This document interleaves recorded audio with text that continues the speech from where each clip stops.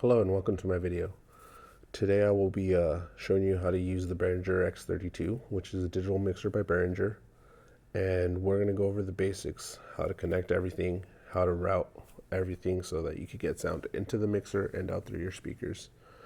We're going to get started, and the way I like to get started is whenever I get called for a gig, I like to make a list of what I would need. For example, for today, let's say it's a small corporate gig and you just need 2 mics and a computer for music. What would you need? What would you pack? And on the table are everything I would pack. And my list would look something like this. 6 XLRs. I like to always pack 2 spare just in case. 2 mics, 2 mic stands, 1 laptop, 2 aux cables in case one doesn't work, 4 power extensions, 2 power strips, your mixer, the powered speaker with stands, and a stage box. You'll be carrying this from location to location, and in our case is maybe from campus to campus. We're going to get started with the list with the XLRs. Always pack some headphones or earphones, whatever is easier for you. And there are 2 types of auxiliary cables. You have the one that you could split. These are good if you're going to use the aux ports in the back.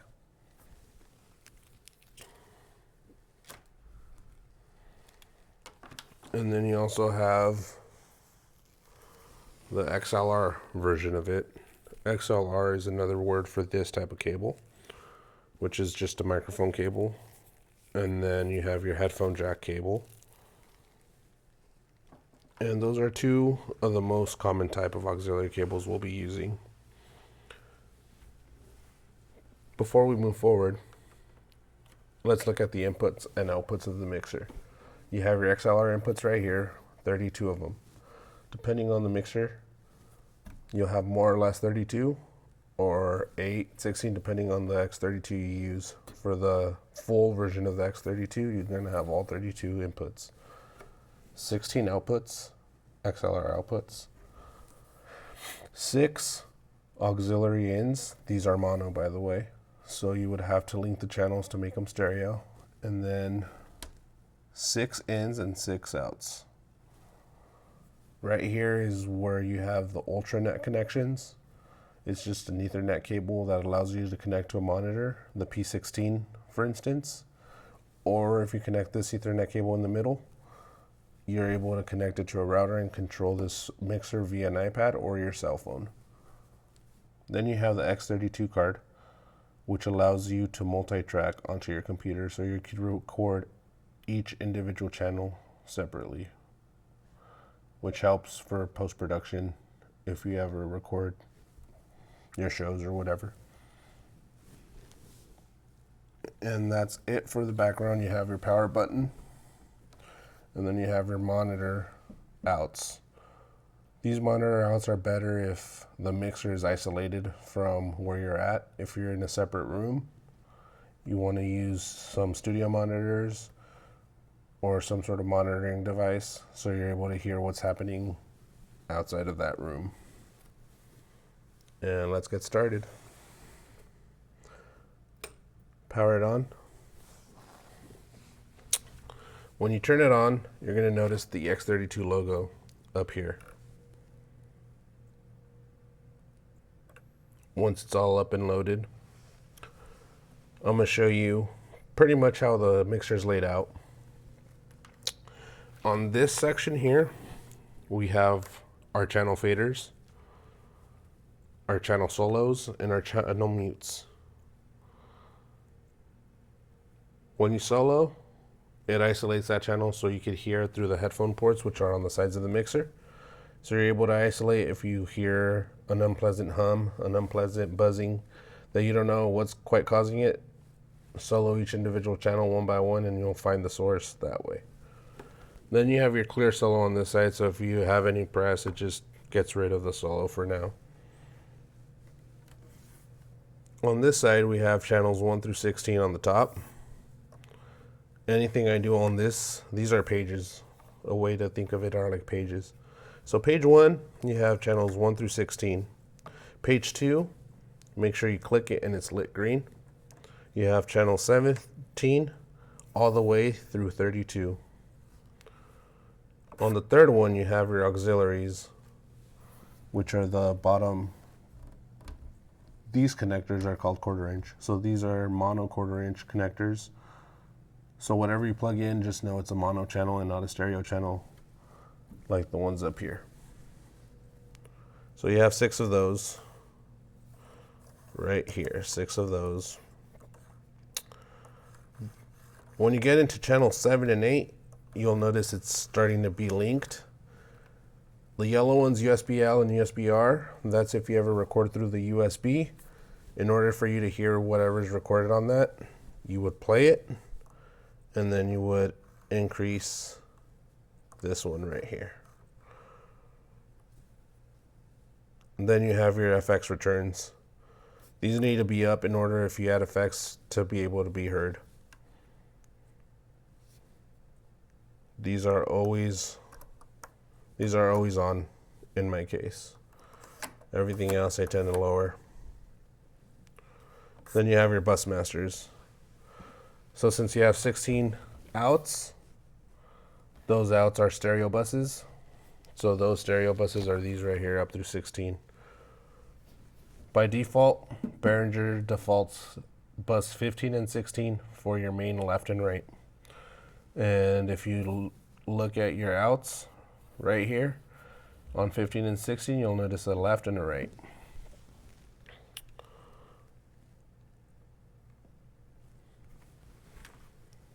This side has all your masters. These are DCA groups. You could choose up to 8 DCA groups. DCA groups, in short, are if I want to group channel 6 all the way through channel 12, I would group them, I would put them in one channel, and instead of having to lower this one a certain amount and then match it by lowering this other one, so I lower all at the same time, that's what this does. It raises and lowers that group. So DCA groups are really helpful when you're trying to group stuff. Your mix buses are individual mixes, so great for personal monitoring. If you have a band, give each one their own mix. You have 16 of those. Just remember, bus 13 through 16 are reserved for FX, which this board comes with built-in FX. And then you have your matrices, which is an advanced bus, and you only get 6 of those. This far fader is your main, your left and your right, which the signal will be coming out of 15 and 16 by default through Behringer. Now let's get started with the connections. For our example, my computer is going to be plugged into channel 1 on the back there, and I'm going to go direct. That's called a local channel. I'm going to go local channel 1, and so our outputs make sense. I'm going to use the stage box from channels 9 through 16. You're going to see 1 through 8 there, but just relabel them if you ever assign them anything other than those numbers, and you won't get lost. So 1 will now be 9, 10, 11, 12, all the way to 16. And then the corresponding outs, 9 through 16. So let's get started. Let's make those connections. And for the computer, I'm not going to use this one, but just know that that's an option. I'll be using the XLR, and I'll be connecting it locally. I like to always remember when I'm connecting stuff, I connect out to in. So I'm coming out of my laptop into the mixer. That's how I know where I'm connecting, if it's an input or an output.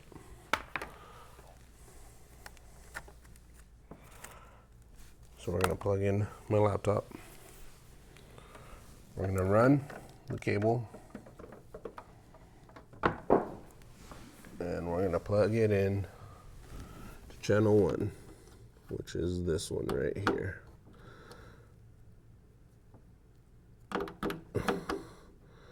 The way this mixer is set up is you have 1 through 16, 17 through 32 on the bottom.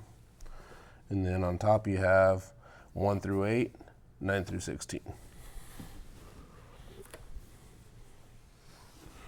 All right, so we have that.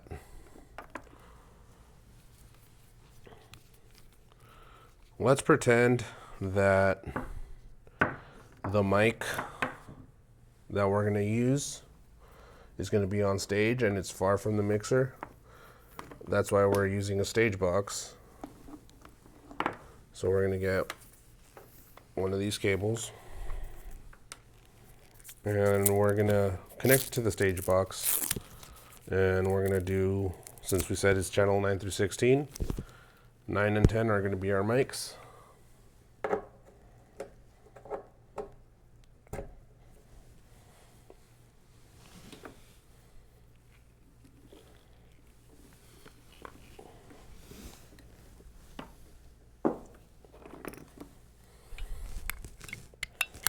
We're coming out of the mic into the stage box.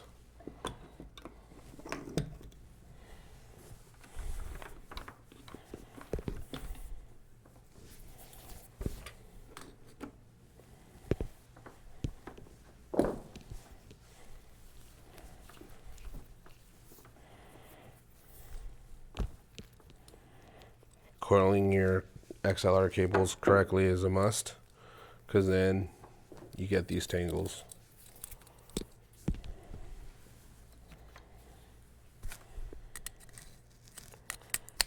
Out of the mic into the stage box.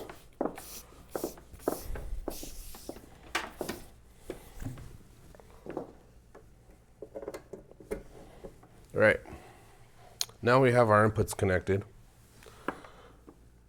And remember, we said 2 extra XLRs, so there's going to be 2 extra XLRs in here. In case one doesn't work, we'll be able to replace it. So then we have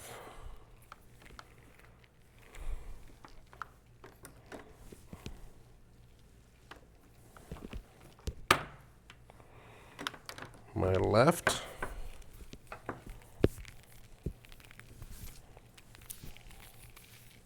put it here for now, and my right.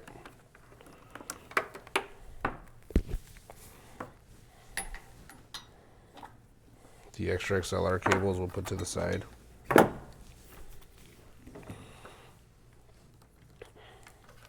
Headphone extensions a must. Power extensions are a must. I'm gonna put those on the side for now. Power strip, make sure you have those as well. And I'll put that to the side.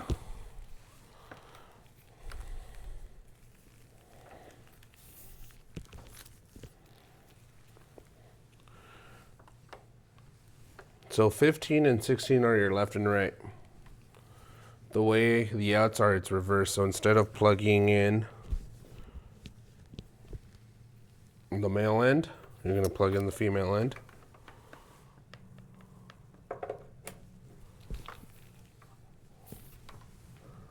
On your left and your right. Normally they do it accordingly, so your 15 will be left and your 16 will be right.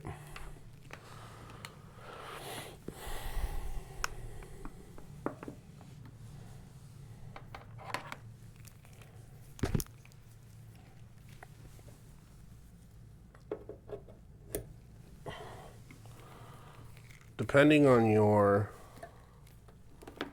speakers will determine if you plug directly into them or not. If you have powered speakers, you do not need a power amp, so you do not need extra equipment. If you have passive speakers, you would need a power amp and you would need additional equipment for that. I'm going to show you how to plug into both.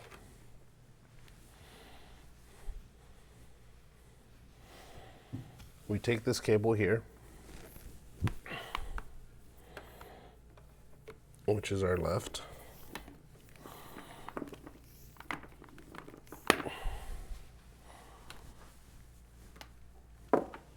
And then I have the speakers off to the side. So I'm just going to leave them close to where I need to plug them in.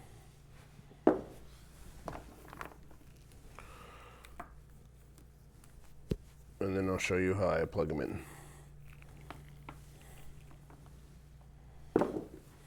This is the back of a power amp. So we're going to get our left cable.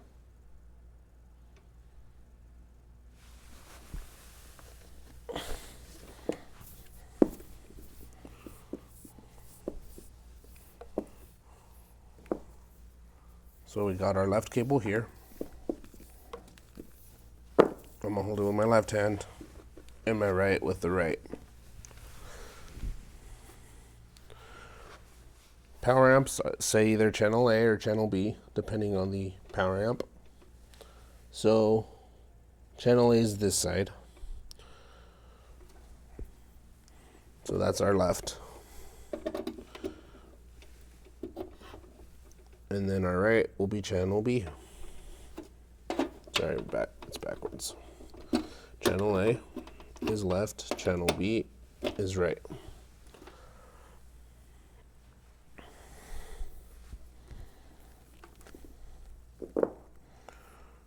All right.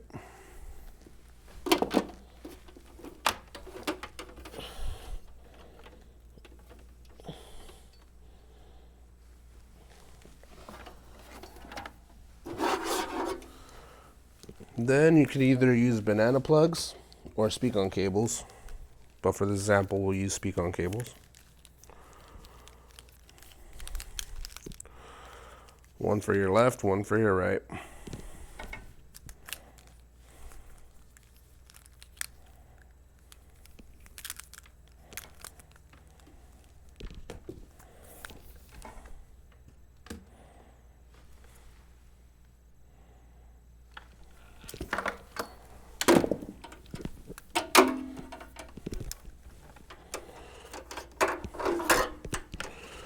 You got your left here.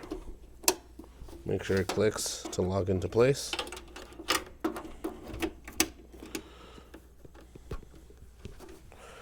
Then we're going to connect them to the corresponding speaker.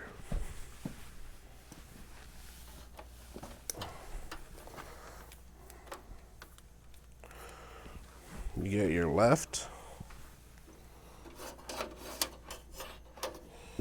Get your left, which will make the farmost speaker the left. Put it on the first one. Then you're right. Then when you flip on the power amp with the power button, you have power to your speakers.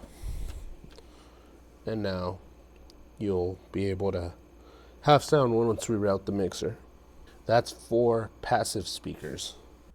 All right, to connect the powered speakers, they use these plugs, which are called D plugs, because if you look at it, it looks like a capital D. And plug that in, and you'll plug the other end to power. Then you're going to get your left cable, plug it in on the left side. We're going to plug it on the top. With powered speakers, it has powered volume, so I like to keep that at 0 just to avoid any potential damage to the speaker if it's any louder than that. Then we're going to get the right speaker and do the same thing, and we're going to plug it in. Once it's plugged in, we're safe to go ahead and turn on the powered speakers. Now we're going to connect the stage box to the mixer. This is the Ultranet cable I was telling you about.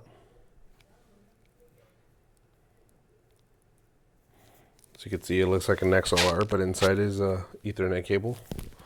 That's to protect the cable. Okay.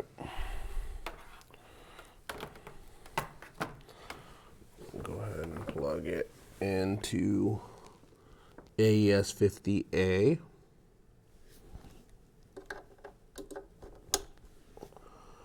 And then I'm going to go ahead and do the other one to AES50A as well.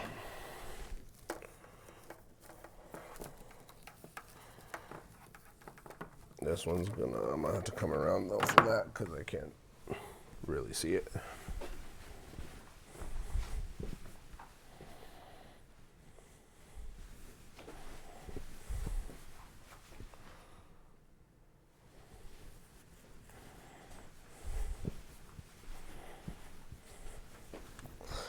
So it goes into AES50A.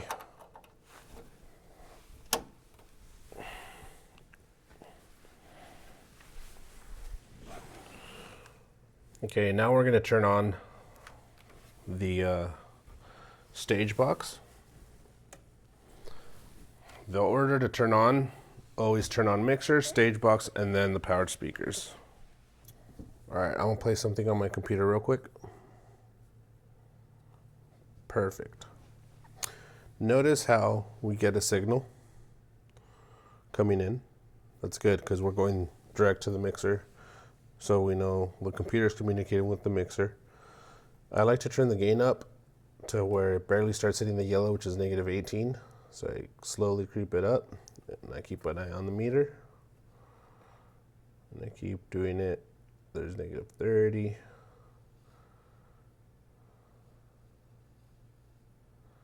Keep going until it's -18.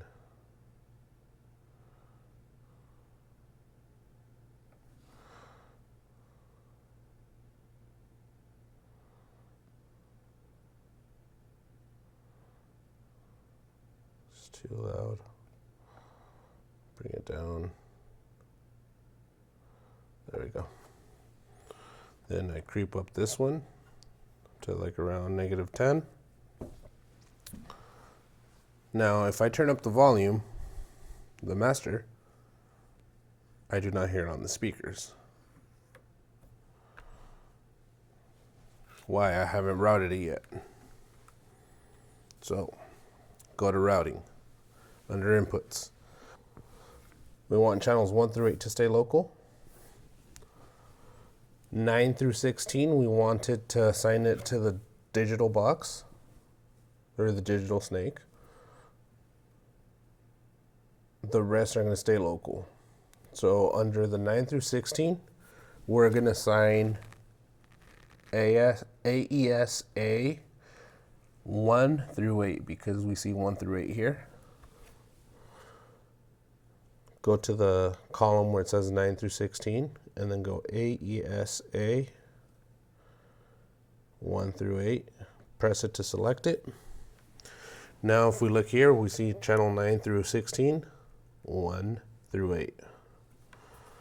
Perfect. Now, if I turn it up,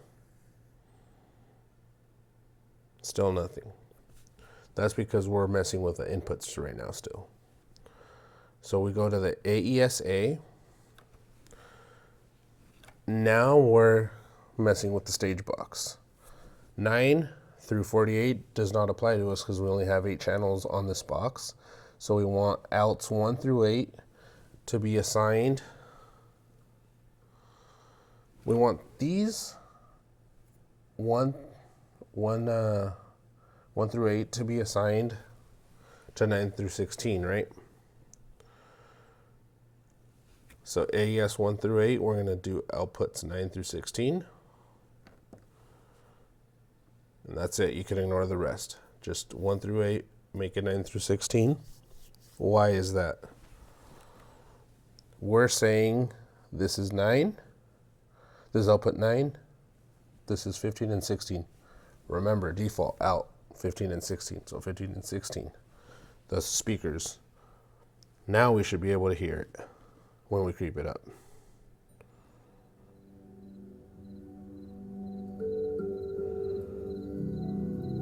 Perfect. Nice. Now we have our music playing. Now if I were to test the mic, remember,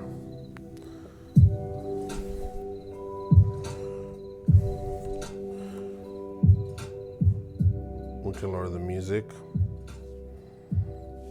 raise the master, lower the music a little.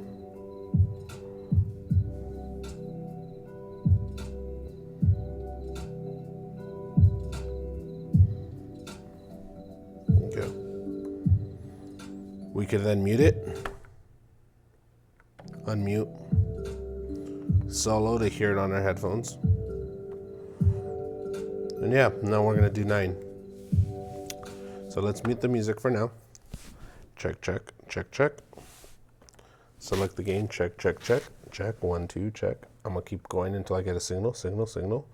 Perfect, I'm gonna creep it up until I'm talking and talking. And then you're gonna do it, I like to do it at 12 o'clock, and then I bring the fader up for 9. Check, check, check, mic check, mic check, check, 1, 2, check, check. Perfect. Now you should be able to hear it on the speaker. And then, there we go. There's this one. Now it's important that you hit select, because if there's any other channel selected, if I do this and I lower the fader, you'll still hear it because the fader is not affected by the select. What's affected by the select is the gain. So let's say I'm trying to turn up channel 10, channel 10's gain. Let's put this to 0 and let's turn up this mic. Okay.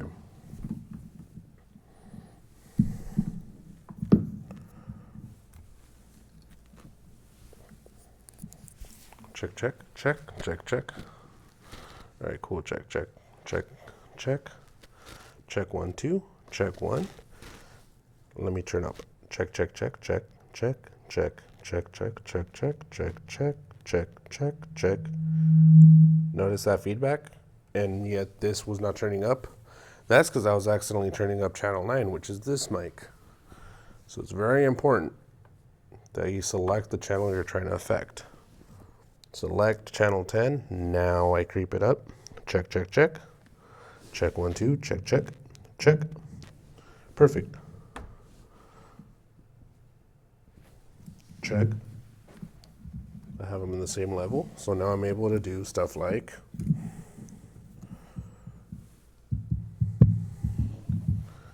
it's working. Now, you could go to home and you're done. You have successfully set up the mixer. Now, one thing you could do is you're going to go into setup, and then under name icon, we're just going to go ahead and go through this, and we're going to label the computer. We're going to do the PC, select, select, and then let's do it select. Perfect. See? Perfect example. Channel 9 is a mic. So we're going to do this and we'll do that microphone. We'll do that mic. Mic. Next mic.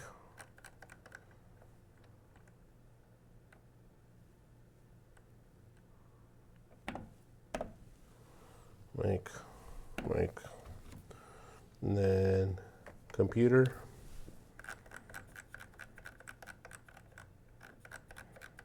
Scroll all the way till we see the laptop. PC, PC. Change the color. Perfect. Now we have successfully labeled the channels. We can unmute it if we want. Mute the mics. Then we're just going to quickly save that scene. We're going to do it, setup.